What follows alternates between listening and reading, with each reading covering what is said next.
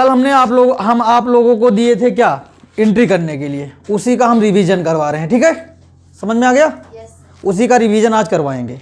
ठीक है, तो मैंने पहली एंट्री आप लोगों को दी थी, उजाला ने बेकरी की दुकान खोली। दुकान खुली यानी व्यापार प्रारंभ किया। ठीक है, व्यापार प्रारंभ किया। तो व्यापार प्रारंभ किया की एंट्री आप लोगों को हम बता चुके हैं, सेम वही एंट्री होगी। दुकान खोली या व्यापार प्रारंभ किया, उसमें दो खाते प्रभावित होंगे। एक होगा कैपिटल अकाउंट ना, एक होगा कैपिटल अकाउंट और दूसरा क्या होगा, कैश अकाउंट। ठीक है, ठीक, कैपिटल जो कि पर्सनल अकाउंट के अंतर्गत आता है। ठीक है, कैश जो कि रियल अकाउंट के अंतर्गत आता है। समझ में आया इतना? इतने में कोई दिक्कत नहीं। पर्सनल अकाउंट लिखने का नियम क्या होता है, पाने वाले को डेबिट करो तथा देने वाले को क्रेडिट करो। कैश अकाउंट यानी रियल अकाउंट, रियल अकाउंट के लिखने का नियम क्या है, जो वस्तु व्यापार में आए उसे डेबिट करो और जो वस्तु व्यापार से जाए उसे क्रेडिट करो। ठीक है, तो यहाँ पे डेबिट कौन होगा, क्रेडिट कौन होगा, जो वस्तु व्यापार में आए। मतलब कैश हम व्यापार में लगा रहे हैं, कितना रुपए लगा रहे हैं, 1 लाख रुपए। तो मतलब जो वस्तु व्यापार में आए, रियल अकाउंट का नियम क्या है, जो वस्तु व्यापार में आए उसे डेबिट करो। तो कैश व्यापार में आ रहा है, इसलिए ये क्या हो जाएगा, अगर एक डेबिट तो दूसरा। ठीक है, समझ में आ गया? उसके बाद जर्नल में एंट्री कर लो। जर्नल का प्रारूप क्या होता है,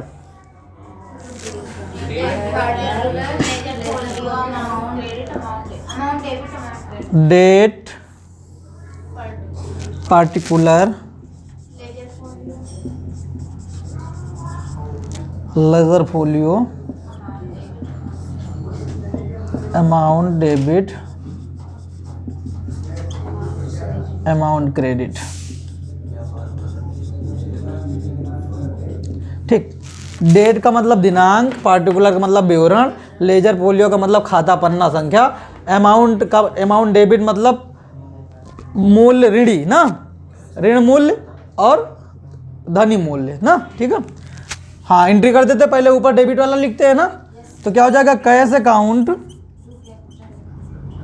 debit to capital account credit. ठीक, कितने रुपए से, 1 लाख रुपए से व्यापार प्रारंभ किया ना।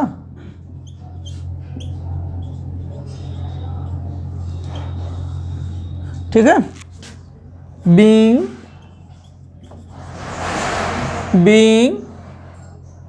बेकरी की शॉप ना। ठीक, being shop of bakery, bakery shop of bakery opened ना, ओपेंड बाय उजाला। कौन सी डेट को, 1 अप्रैल ना, 22 या 21 जो भी लिखना हो। ठीक है, नोट कर लो। देखो, एंट्री करने से पहले जो भी नियम होते हैं ना, उसको हम बताते हैं पहले ना, फिर एक बार फिर से देख लो, रिवाइज कर लो फिर से ना। ठीक है, खाते कितने प्रकार के होते हैं, टाइप्स ऑफ अकाउंट 3 प्रकार के ना। कौन कौन से, पर्सनल अकाउंट ना, real account and nominal account. Personal account का मतलब होता है व्यक्तिगत खाता, रियल अकाउंट का मतलब वास्तविक खाता और नॉमिनल अकाउंट का मतलब नाम मात्र के खाते। हिंदी से कोई नहीं मतलब है, इंग्लिश देखो पहले, है ना। देखो इसको हिंदी में लिख देते हैं, इसका नियम, इसके लिखने का नियम क्या होता है, पाने वाले को डेबिट करो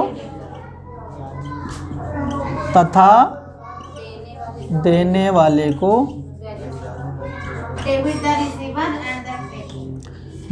को क्रेडिट करो। अंग्रेजी में लिख देते हैं डेबिट द रिसीवर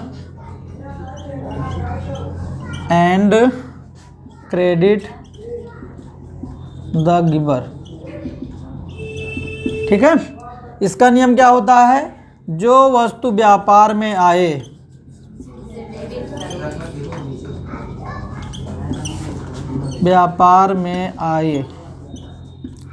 उसे डेबिट करो तथा जो वस्तु व्यापार से जाए, समझ में आ रहा है लिखावट? उसे क्रेडिट करो। और नहीं समझ में आ रहा तो बोल तो रहे ही है ना। अंग्रेजी में बोलते हैं जो वस्तु व्यापार में आए ना,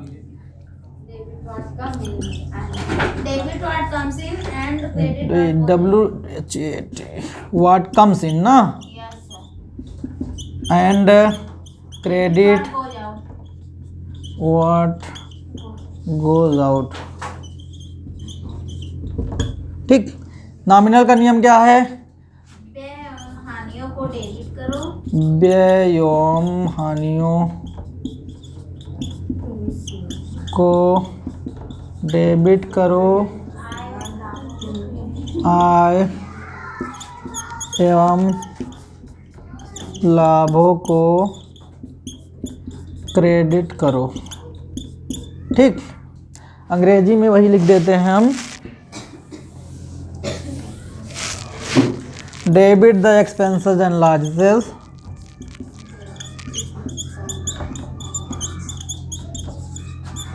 and losses and credit the income and gains.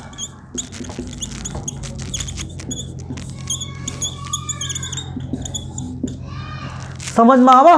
ये 3 नियम अगर याद हैं तो कोई भी एंट्री ऐसी नहीं है कि वो आपसे गलत हो जाए। ठीक है, ये 3 नियम याद होने चाहिए। पर्सनल अकाउंट, पाने वाले को डेबिट करो और देने वाले को क्रेडिट करो। हाँ, ये भी पता होना चाहिए ना कि पर्सनल के अंतर्गत कौन आता है। ठीक, पर्सनल के अंतर्गत कौन आता है। ठीक, और नॉमिनल के अंतर्गत कौन आता है। ठीक, और रियल के अंतर्गत कौन आता है। समझ में आ गया? ठीक, पर्सनल, रियल और नॉमिनल, इसका हमने एक चार्ट बनवाया है ना, चार्ट बनवाया है। हाँ बताओ, चार्ट से कौन कौन सा पर्सनल के अंतर्गत क्या क्या आता है? हम, तुम, ये, वो, फर्म, संस्था, ये सब चीज़ें जो है पर्सनल के अंदर। जैसे हमारा अकाउंट, मुकेश अकाउंट, सोहन का अकाउंट, मोहन का account, Ram account, universal computer account, Asha traders account ना, हाँ, आइडिया सेल्युलर लिमिटेड अकाउंट, मतलब जितनी भी कंपनियां हैं, बैंक अकाउंट ना, कैपिटल अकाउंट, ड्राइंग अकाउंट, ये सब किसके अंतर्गत आते हैं? पर्सनल अकाउंट के अंदर। रियल अकाउंट के अंतर्गत क्या क्या चीज़ें आती हैं? जो हमारी एसेट हैं, संपत्तियां हैं, जो भी हमारी संपत्तियां हैं, जैसे कैश अकाउंट हमारी संपत्ति ही तो है।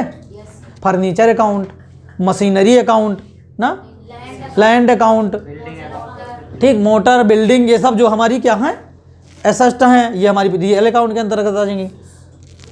थर्ड हमारा नॉमिनल अकाउंट है, जो भी चीज़ें लाभांश से रिलेटेड होती हैं, जैसे परचेज अकाउंट है, sales account, interest account, sales account, wages account ना, रेंट अकाउंट, ये सब चीज़ें जो है हमारी किसके अंदर आती है? नॉमिनल के अंदर। ये सब चार्ट बाकायदा हमने बनवाया है ना। हाँ, वो सब याद कर लो, रट लो। हाँ, समझ में आया? तो ये चीज़ें रटना पड़ेगा आपको थोड़ा सा। ठीक है, हाँ, अगली एंट्री बताओ। क्लोज। अगली एंट्री हमने बताया था माल खरीदा ना। ठीक है, माल खरीदा। ठीक है, चूंकि खरीद रहे हैं तो एक अकाउंट तो परचेज वाला फिक्स है। 2 ही खाते, कोई भी एंट्री 2 खाते प्रभावित होते हैं ना। ठीक है, तो पहला होगा माल खरीदा, मतलब परचेज अकाउंट ना।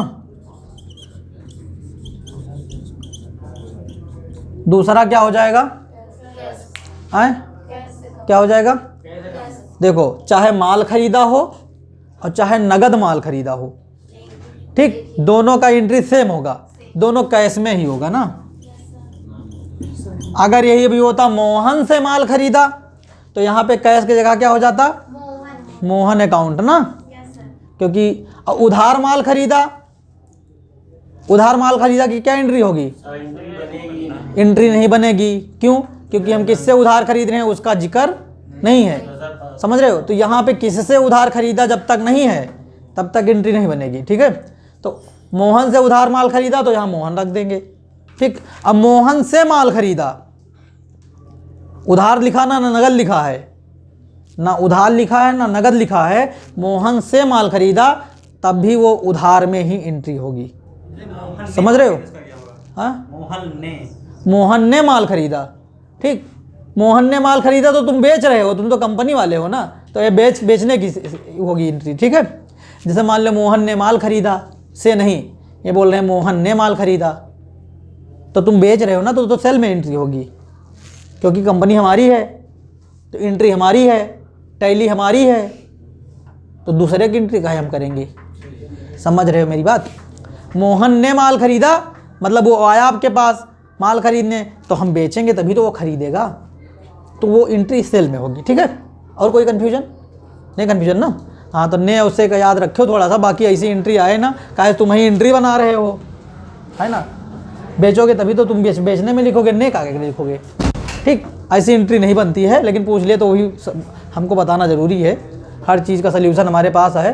ठीक है, चलो हम चलते हैं यहाँ पे परचेज अकाउंट, कैश अकाउंट ना। परचेज किसके अंतर्गत आता है? Nominal account.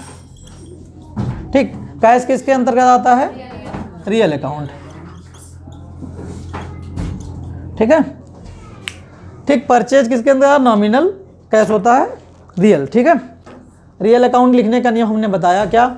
जो वस्तु व्यापार में आए उसे डेबिट करो और जो वस्तु व्यापार से जाए उसे क्रेडिट करो।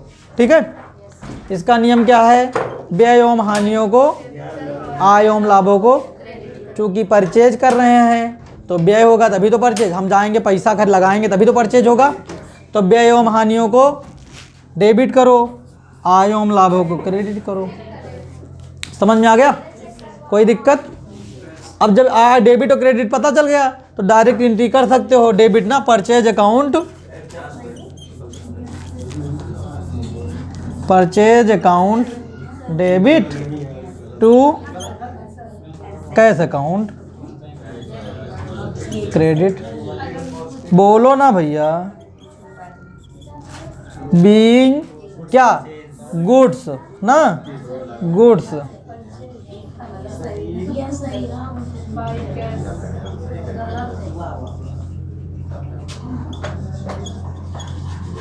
कै रुपये का माल? 5,000 ना, तो 5,000 डेबिट में भी लिखेंगे और सेम 5,000 क्रेडिट में।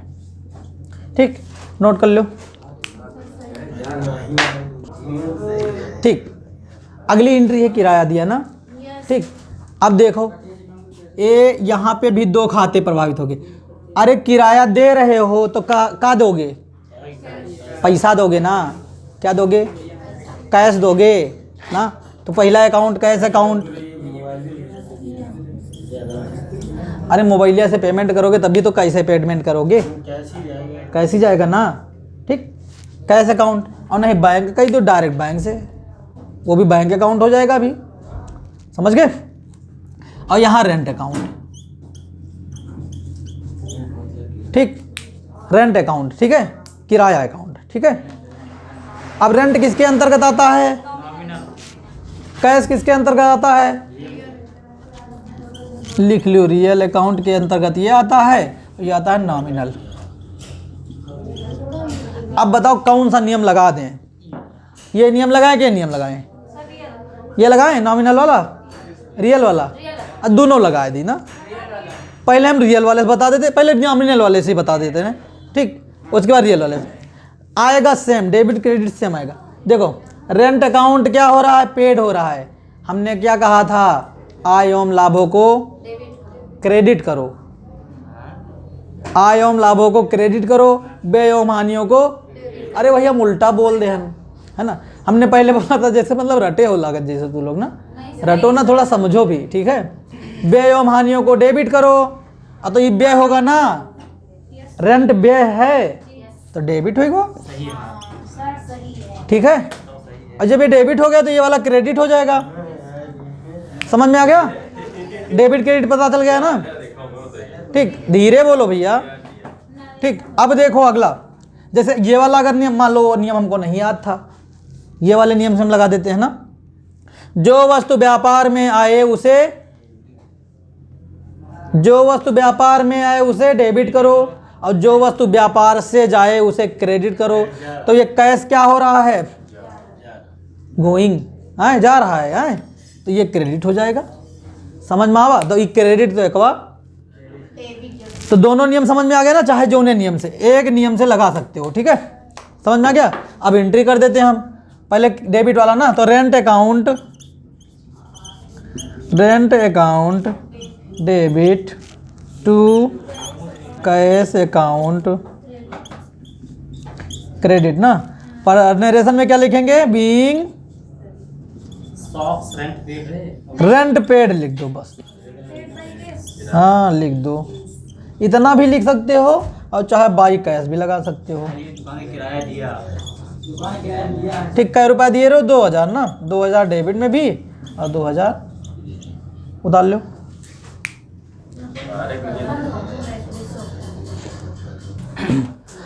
अगली एंट्री है फर्नीचर पर व्यय किया या फर्नीचर खरीदा, दोनों सेम एंट्री होगी ना। फर्नीचर पर व्यय किया मतलब व्यय का मतलब पैसा जब दोगे तभी तो खरीदोगे ना, मतलब फर्नीचर खरीदा, ठीक है, समझ में आया। आगे थोड़ा समय मैंने पहले बोला था कि कोई भी खरीदा से रिलेटेड एंट्री आए तो उसमें परचेज अकाउंट होता है ना, बोला था ना, जबकि यहाँ नहीं होगा। यहाँ पे एक फर्नीचर अकाउंट होगा, एक कैश अकाउंट होगा, ठीक है। कोई भी एसेट होगी वहाँ पे उसका नाम होगा, जैसे कैश एसेट थी उसका नाम हुआ, फर्नीचर अकाउंट होगा फर्नीचर होगा, बिल्डिंग होगी तो बिल्डिंग अकाउंट होगा। मतलब अगर उसको पुनः बेचने के उद्देश्य से नहीं खरीद रहे हैं, फर्नीचर हम खरीद रहे हैं तो पुनः बेचने के उद्देश्य से नहीं खरीद रहे हैं, तो वहाँ पर उसका अकाउंट होगा। समझ रहे हो। जैसे मैंने इसके पहले एक एंट्री बताई थी, क्या बताया था, कंप्यूटर खरीदा, क्योंकि कंप्यूटर में पुनः बेचने के उद्देश्य से नहीं खरीद रहा था, मुझे वहाँ पे बिलिंग के लिए लगाना था, वो हमारी एसेट हो गई थी, तो मैंने कंप्यूटर अकाउंट कर दिया था ना। अदरवाइज मैं परचेज अकाउंट करता और कैश अकाउंट करता ना। समझ रहे हो मेरी बात ना, समझ में आ रहा है कुछ, है भेजे में जा रहा है ना, ठीक है। यहाँ पे एक हो जाएगा क्या, फर्नीचर अकाउंट ना,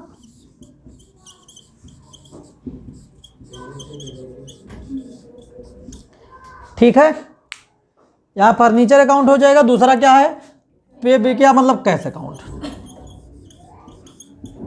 इसके पहले मैं बोल रहा था कोई भी परचेज से रिलेटेड एंट्री आए मतलब खरीदा दिख जाए तो परचेज लगा दो, लेकिन ये अपवाद है, अगर एसेट दिख जाए तो वहाँ उसका नाम होगा जरूर। समझ रहे हो, हर चीज़ में एक अपवाद होता है ना, हैं जैसे जो लड़का उपमजी हुआ थी और घर में अपवादे हुआ थी, हैं जैसे हम उपमजी नहीं, हमने एक आदमी है ना, हमें ना कहो तो लोग, ठीक है। चलो ठीक है, आते हैं यहाँ पे, किसके अंतर्गत आता है, ठीक है, यहाँ भी रियल अकाउंट ना, ठीक है, समझ में आ गया। ये मैंने चार्ट बनवाया, उसमें लिखवाया कि क्या अकाउंट किसके अंतर्गत आता है, ठीक है।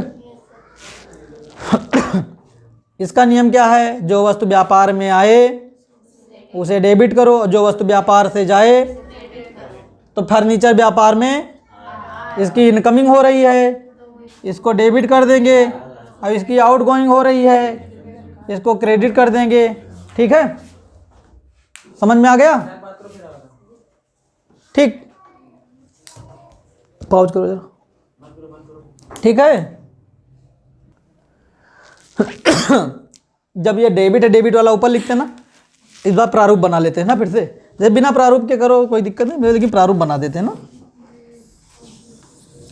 हाँ, ये क्या किसका प्रारूप है, लेजर का प्रारूप है, ठीक, किसका प्रारूप है, जर्नल का प्रारूप है, किसका प्रारूप है, रोजनामचा का प्रारूप है, ठीक।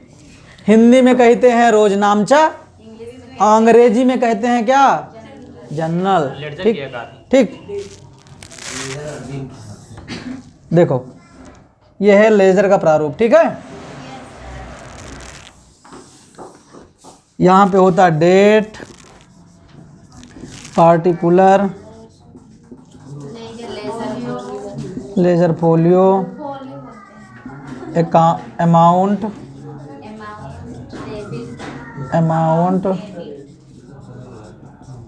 ठीक है। लगा देंगे डेबिट वाला पहले ना, फर्नीचर अकाउंट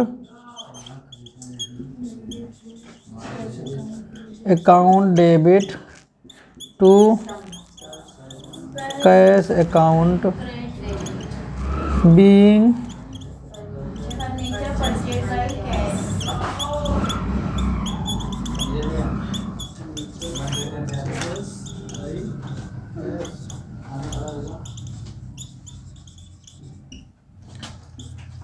कितने का? 5,000। ठीक, समझ में आ रहा ना, कोई दिक्कत तो नहीं? डेट लिख दो जो भी समझ में आए।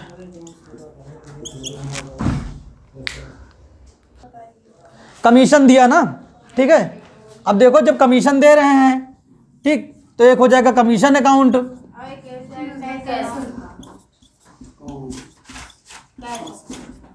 ठीक, एक हो जाएगा कैश अकाउंट। ठीक है, समझ में आ गया? कमीशन किसके अंतर्गत आता है? कैश किसके अंतर्गत आता है?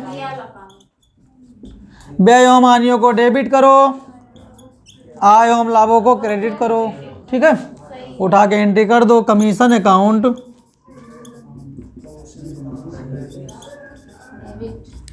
Debit to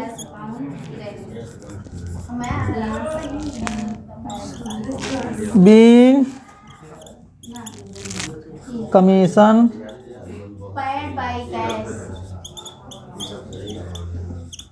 paid by. ठीक, कितना रुपया? 2,000।